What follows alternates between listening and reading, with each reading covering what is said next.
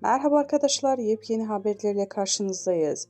İki villa satın alan Fahriye Evcen ve Burak Özçivit Gümüşlük'te yazlık kaldı.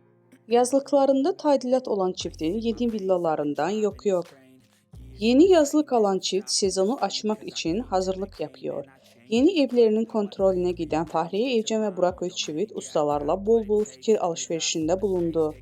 Yaklaşık 2 saat kaldıkları yeni evlerinde keyifli olduğu görülen oyuncu çiftin daha sonra oradan ayrıldı. Fahriye Evcen ve Burak Özçivit'in yeni yazlıklarının büyük bir bahçesi, balkonu ve havuzu bulunuyor.